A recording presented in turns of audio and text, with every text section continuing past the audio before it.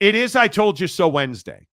And What? on this show, we are humble presenters of truth. Yeah, I mean, we would never, say I told you so. Ever. That's just not really in the culture of the show.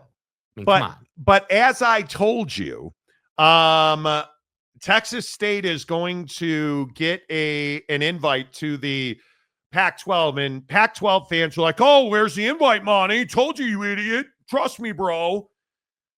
Well, as I've told you for a week now, they're on the verge of getting an invite, and it was going to be this week.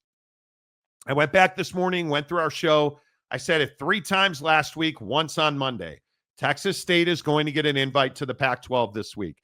And it's because now that Pete Thamel, who clearly listens to the show, is trying to steal my thunder.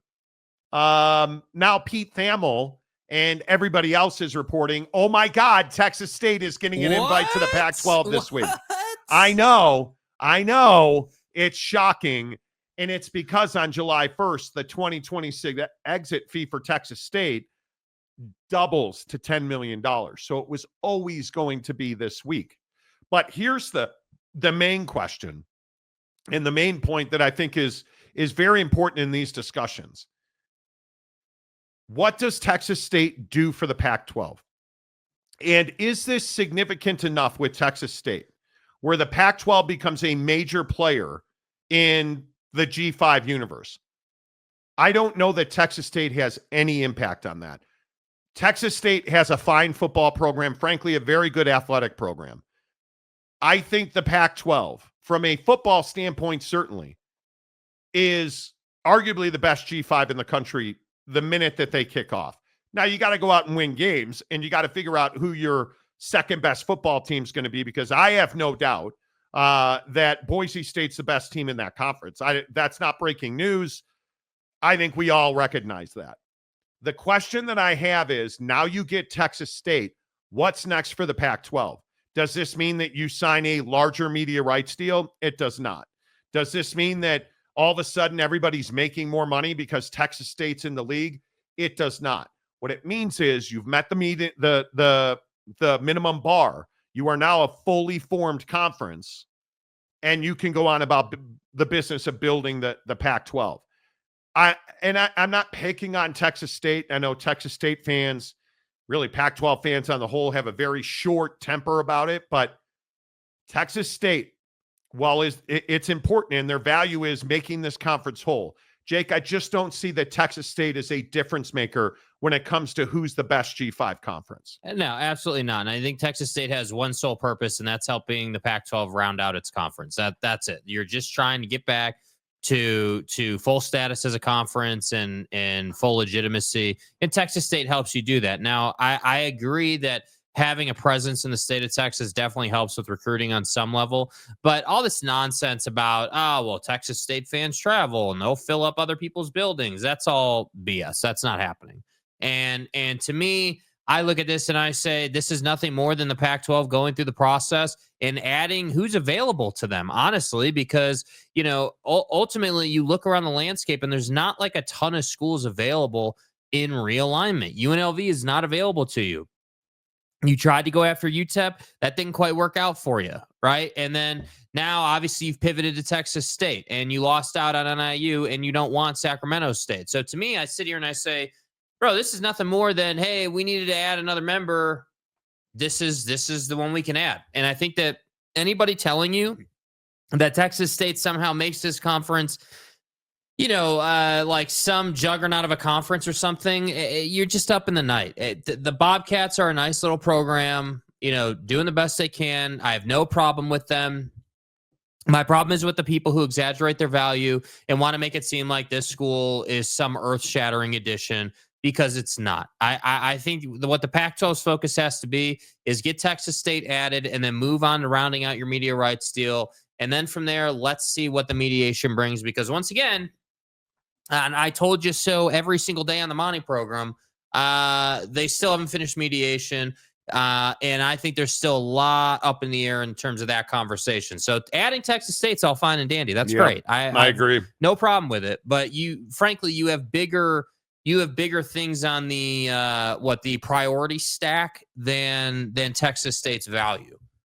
Yeah, I think it's going to be really important for the Pac-12, because I think, I've said repeatedly for the last 10 days, I think you're going to get a wave of positive news from the Pac-12, and they need it.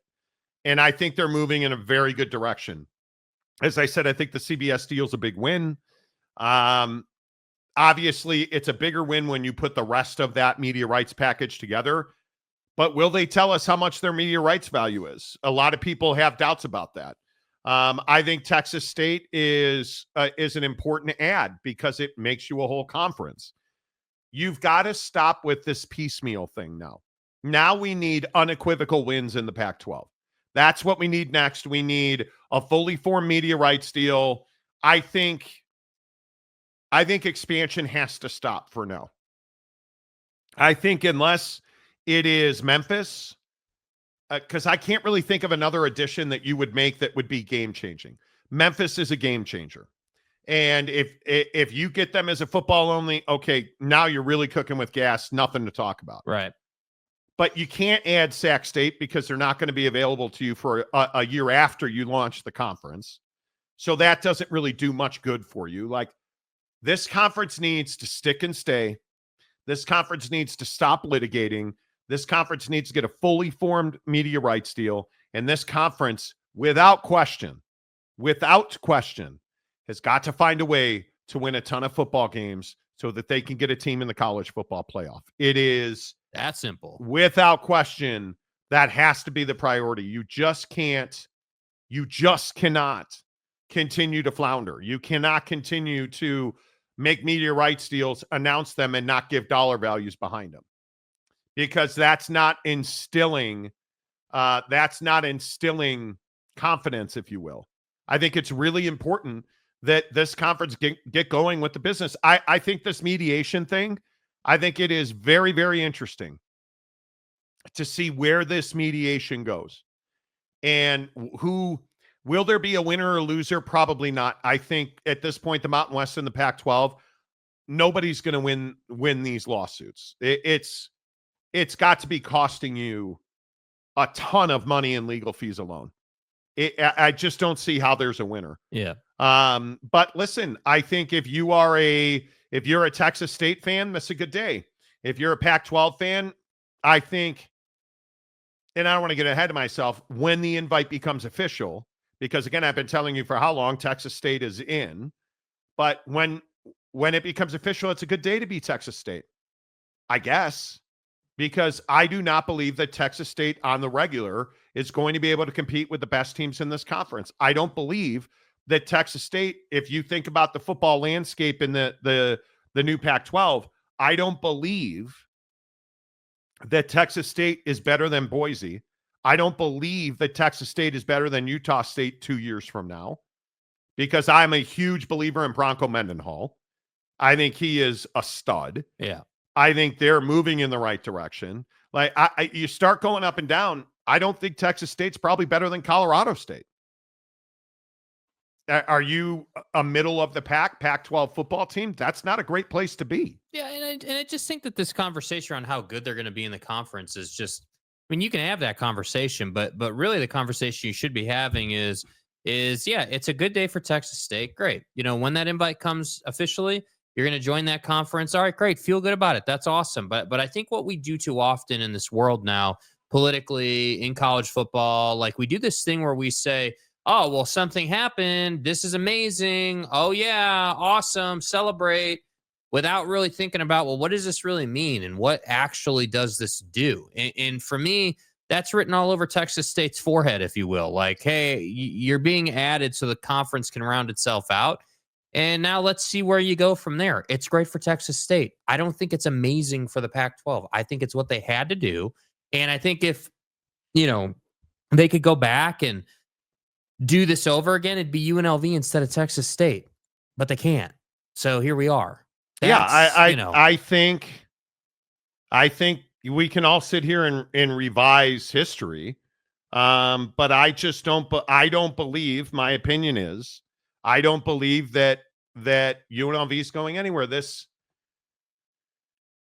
I get worn out on this stuff. I understand it. People have to make content, and it is this never-ending conversation about realignment. And all of these people talking about UNLV is not going to the Pac-12. The financial mechanism does not exist for UNLV to do that. Never mind, they signed a long-form grant of rights with the Mountain West. Right. They're there. But alternatively to that, the Mountain West would have to evaporate for UNLV to leave that conference at this point. I think it's the only way it happens, unless they go to a P4. And I know, as I think we exclusively reported on this show 8 weeks ago now, A while back, UNLV and the Big 12 have had conversations. Why is this now the talking point on all these other podcasts? I have no idea. I've told you that. Why did Oregon State fans lose their minds a month ago when I said Scott Barnes has had conversations with the Big 12 about Oregon State joining the Big 12 before he committed to the Pac-12 grant of rights, which they've now signed. I am told that the Pac-12 also has an out for a P4, much like the Mountain West does. So if UNLV wants to go to the Big 12, they can do that. If Oregon State wants to go to the Big 12, they can do that. Does the Big 12 want either one of those brands? I don't believe they do at this time. So we can sit here and we can forearm strengthen to, oh my God, UNLV is going to the Pac-12. At least be realistic about what you're thinking. Mm-hmm. And I say this to fans across all sports. Take your fandom out of it. Like when you say, and I don't even know how many Texas State fans are here today, but when you say some stupid thing, and Texas State fans on this show, Jesus, I've lost count of the stupidity. But how long are we going to make jokes about Texas State being the 7th best football team? And take your emotion out of it. That's not a tip of the cap, dude. Right? Like when you look at the Pac-12, take the win. If you're a fan of the Pac-12, if your university's in the Pac-12, take the win. You're whole. You're fine. You're going to be fine. But let's stop with UNLV's coming to the Pac-12. Show me how. Logically think that through. And nobody ever does, because they report this BS about UNLV going to the Big 12. How is that going to happen? But you don't ever get the, here's how it's going to happen, or because it's impossible at this moment. Like UNLV to the Pac-12, do you know how much money they're in? Let this sink in. The Mountain West and the Pac-12 are currently in mediation, trying to settle $100 billion lawsuits.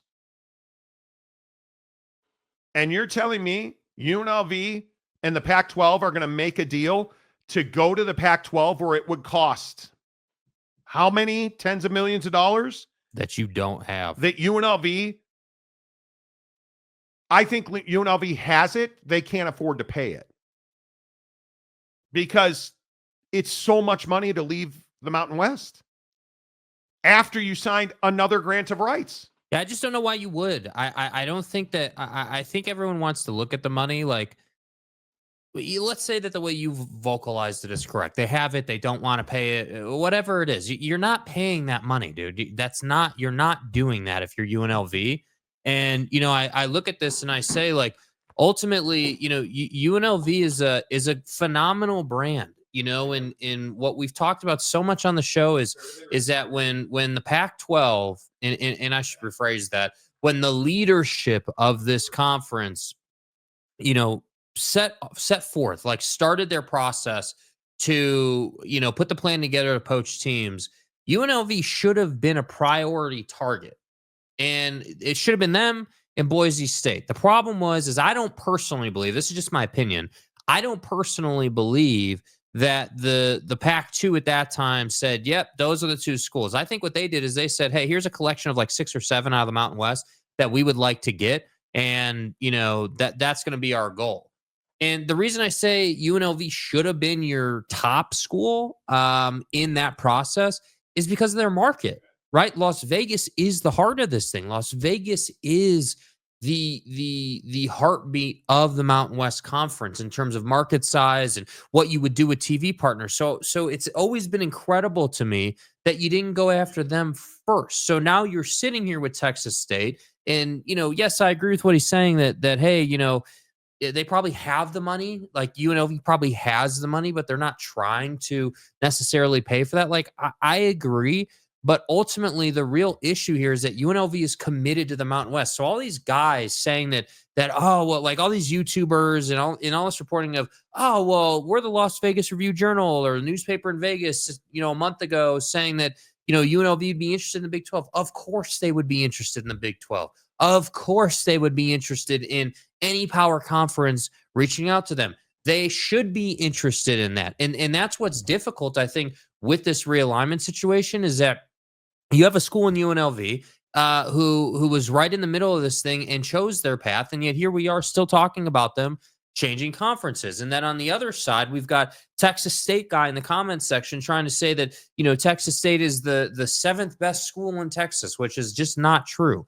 This move and this deal serves one purpose, and that is to round out this conference. And when you look at it that way, you begin to understand that the Pac-12 is still operating the way it's always operated. You wouldn't be in this position if you had gotten UNLV and you had done it the right way. Because if you really think about it, if you take a second and think about this, if you were part of the Pac-2 and you were saying to yourself, hey, well, we got to reinvent this conference. We got to bring schools in. We got to bring brands in. Would you have half-assed that process? Would you have said, yeah, we're going to agree to this scheduling alliance, even though there's a bunch of poaching fees in it. We're going to do this, we're going to do that, and basically put ourselves in a position where we can't really do this without taking a massive financial hit. I know I wouldn't have done it that way. I know for a fact what I would have done is I would have said, okay, cool.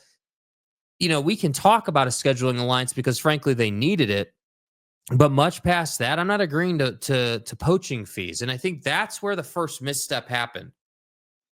At that point, you then committed to a path that was inevitably going to cost you more money. So no, I don't think that this Texas State situation in Texas State, according to Thamel and according to us 6 weeks ago, joining the Pac-12, it's not some, foundational massive addition. What it is it's an addition where you're rounding out your conference, so then that way you can go out and finish your media rights deal, and then from that standpoint you can obviously finish with conference business. And that's what's hard for me as we go through this is like we get these comments and people are telling us, oh, Canzano said this and this dude said that. And most of it is just not true. It's just not.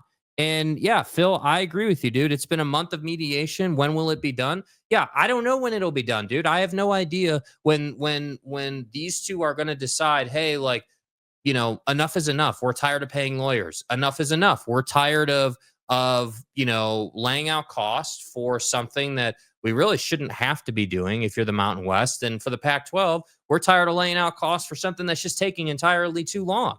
So I don't know when enough is enough. Like, I don't know when it'll be done, but what I do know is it's costing them loads of money, and that's just not ideal for anybody, Seth Hatmaker, another question. Did Pac-12 leadership do all of this to keep their jobs? I don't see how this was good for Oregon State and Washington State as reported. Well, I'm not saying, I don't think we reported that. Not that you're accusing us of that, but I think a lot of people tried to sell the idea that this was good for Washington State and Oregon State, or that, that this was going to bolster their opportunity. Let's wind the clocks back. What was the narrative around Oregon State and Washington State when the Pac-12 melted down? You guys remember in the comments section, right? What was everyone saying?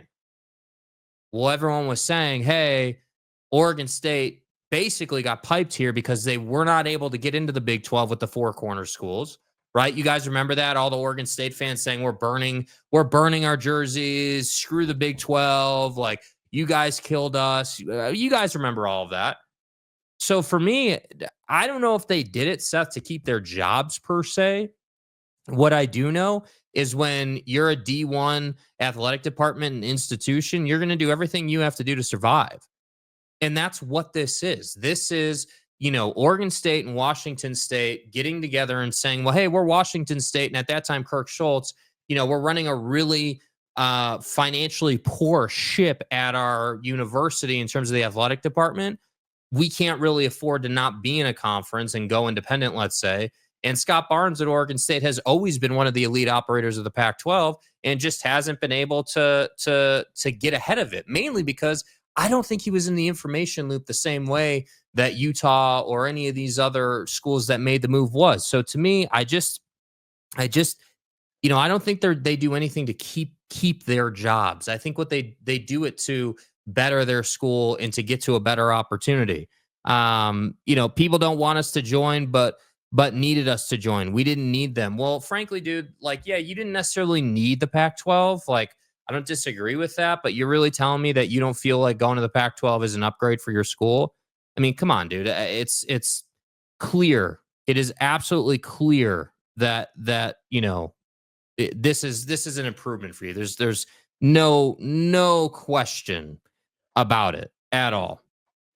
JC, yes. Keep downplaying the Pac-12. You Gloria Navarro's homers. Okay, how are we Gloria Navarro's homers, JC? I would love to have the conversation with you, dude. I'd love to hear this out because ultimately you're not going to be able to come into this comment section and explain how the Pac-12 has somehow got the upper hand in mediation. You're not going to be able to explain how the Pac-12 somehow is going to come out of this in anything but really tight financial parameters. There's just no way. There's no way for them to come out of mediation and say, we're just flush with cash. There's no way that's happening. You didn't release numbers on your TV rights, your media rights with CBS, right? We still don't know how much that's worth. We don't know how much you're going to wind up paying in poaching fees and exit fees through mediation. We're not Gloria Navarro's homers. I'm simply sitting here saying the math doesn't math, my guy. It's not a difficult thing to understand at all, even a little bit. Benny L. UNLV will cave. Give it time. It won't be the money. It will be the caliber of remaining teams in the Mountain West Conference. If they cave, there will probably be a merger of conferences. But think about it this way. Let's say that is true. I disagree with this, Benny, but let's say it's true.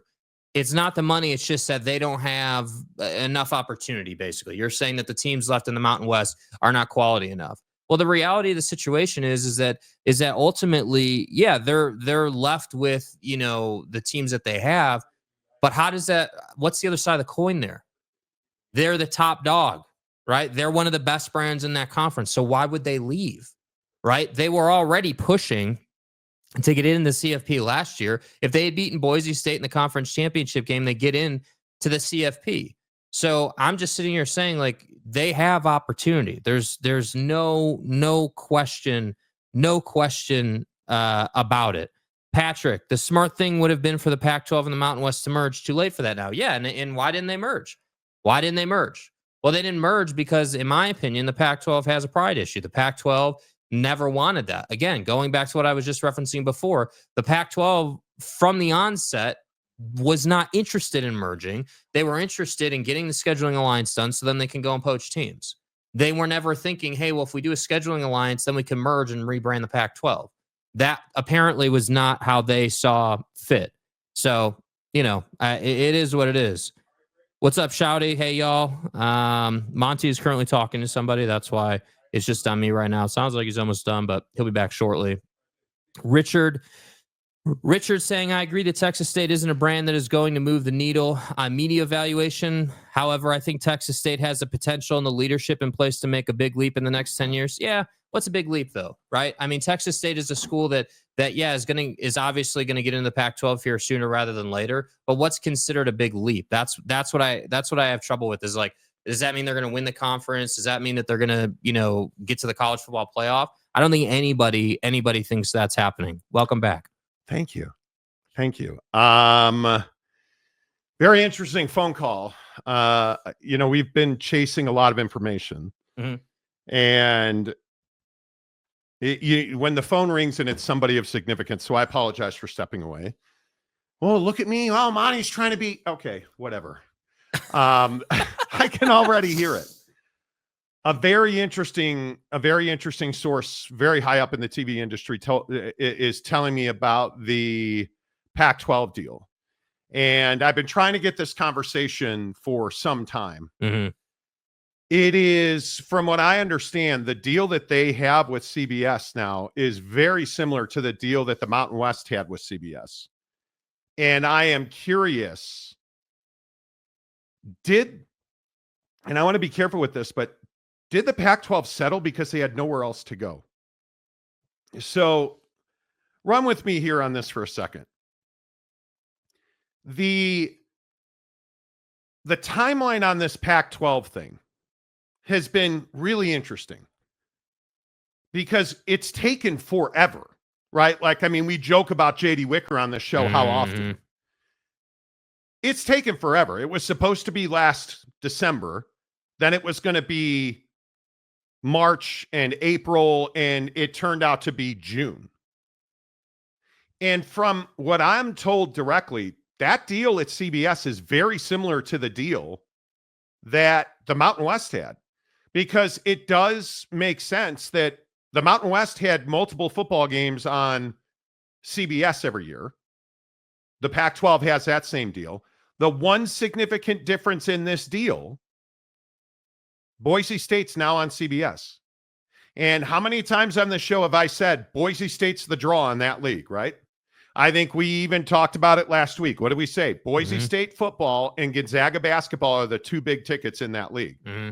Well, where's Boise State football been played? Well, on Fox, right? If you're a Boise State fan, you know that their games have been on Fox. Where has Gonzaga basketball been? Gonzaga basketball has been on Fox. So now you have those two entities are going to be on CBS. And my guess is you're going to see the bulk of those games on CBS for the Pac-12 are going to be Gonzaga basketball and Boise State football. That makes sense. But how much money is this deal worth? Because Boise State was getting $5 million a year from the Mountain West in a what did they have? A 6-year, $270 million deal. Boise State got more money because you put Boise State on TV, tons of people watch, right? Okay, great. How much money are you getting per school? And not to tell you again, hey, we told you so Wednesday. How much money is Boise State taking above and beyond everybody else? Are you telling me they're getting $8-10 million? Because at what point does the move to the Pac-12 pay off? That is, and this person I was talking to made a really good point. Are you telling me you didn't announce this deal in full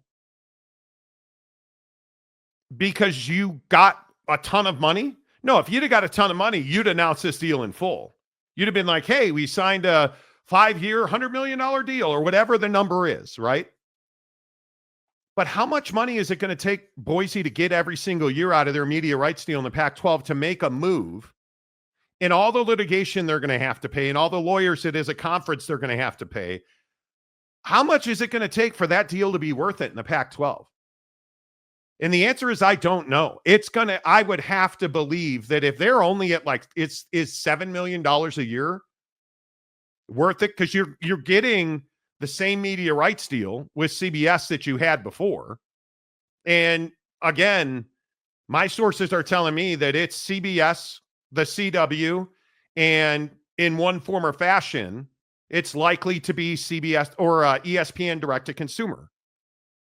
But everybody's going to be on ESPN direct to consumer, as we have told you on this show multiple times. Our sources have told us, hey, everybody's going to get a crack. They're going to have a ton of college football on the ESPN app, the direct to consumer product. Yeah. I think that's a really big question. Number two, which I think is very interesting. This deal they signed with CBS is very similar to the deal they signed in the Mountain West that everybody in the Mountain West who left said was a terrible media rights deal and we've got to go get something better. Well, and I'm just asking for a friend, but are you telling me that if all of your games are CW and ESPN streaming, this is a better media rights deal than you had in the Mountain West? Nope. Because that doesn't seem like it. Because the CBS deal And again, I'm not trying to put the cart before the horse. My guess is the Mountain West will be on CBS. We'll have a deal with CBS. And I know that's not breaking news. I've said that before on this show, but I think the Mountain West is going to remain with CBS. In what capacity and in what volume? I don't know. I have no idea. I would think before Mountain West Media Day, we'll have an idea of what their new media rights deal is. I would think here in a month and a half, because when is Mountain West Media Rights Day? Is in the middle of July. Yeah, let me confirm. I mean, I would think, but I'm telling you now, the Pac-12 has a long way to go on this media rights deal. And in talking to our sources, I July 16th and 17th. July 16th and 17th. Circa Resort and Casino in Las Vegas. In Las Vegas.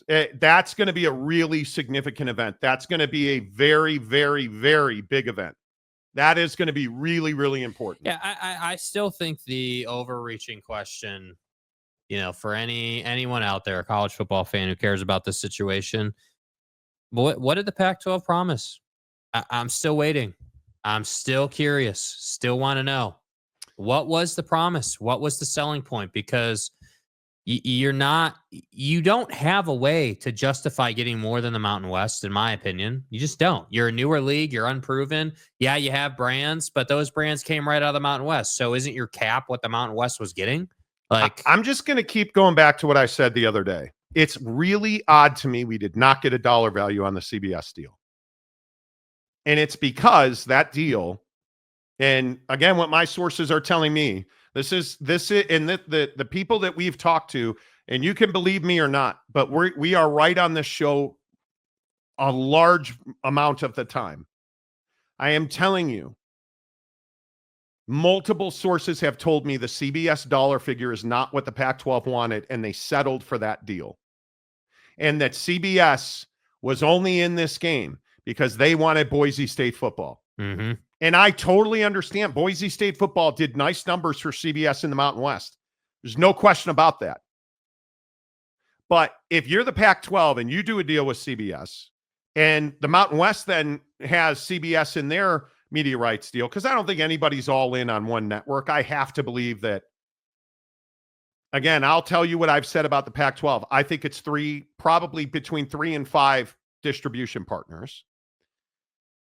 My guess is that the Mountain West is going to be in that same neighborhood, because you have to put a bunch of pieces together to make the value. Why didn't these two merge? Because they're dumb. Why didn't you and merge? prideful.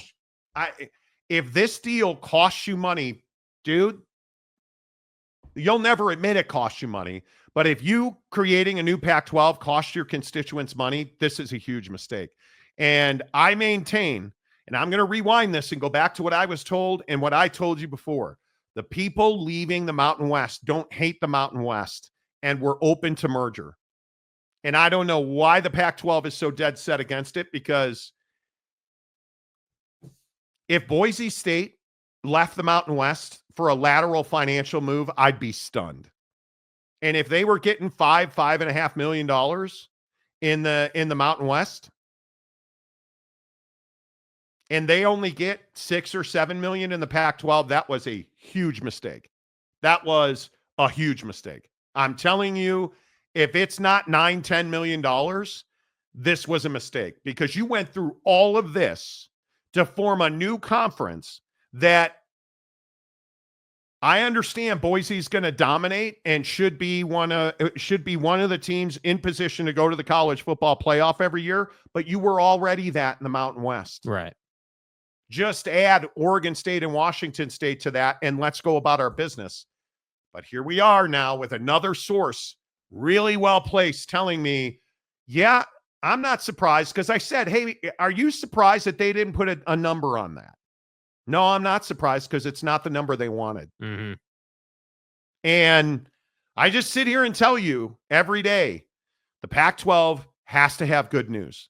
And this, I'm told that it's tomorrow. They have an agreement with Texas State that'll be announced tomorrow at the latest on Friday. That's good news. But what am I telling you again? Texas State is inconsequential in the financial picture of the Pac-12. 100%.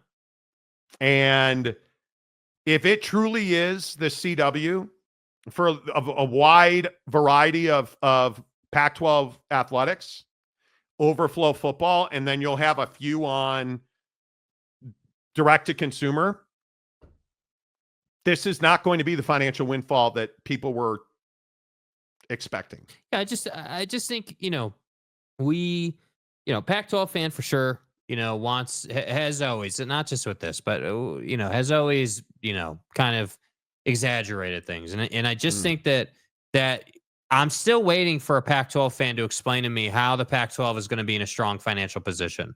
You can't make the argument through mediation. You can't make the argument through your media rights deal. You certainly can't make the argument through the college football playoff. So, because you're not in position to have 2, 3, 4 teams go to the college football playoff. You're going to get one at best. So, I think that, I don't know. I feel like I say it every time we talk about the Pac-12 and their situation. I don't hate the Pac-12. I don't really have a dog in the fight. I'm looking at it saying, hey, there's not a lot of ways for the math to add up here that you're flush with cash and just thriving. And that's what concerns me. And if you're the Mountain West, these new additions, especially in basketball, like you've got to find a way to continue to put multiple teams in the NCAA tournament every year. And you've got to find a way to UNLV becomes a very important football program. NIU becomes a very important football program. Hawaii becomes a very important football program. Like, you've got to have this group of universities, UNR, this group that stayed together. You've got to have that group of universities come together like-minded in athletics. And it's what I've been talking about. Win every rep of football, win every dribble of the basketball, because I think it's going to be really important that the Mountain West does not become a one-bid league. And I don't think they will. I truly do not. I would hope, or I would assume, that the Pac-12 is a minimum of 3 teams, because Boise should get in every year. You would think Gonzaga's a rubber stamp into the NCAA tournament. Certainly. Right?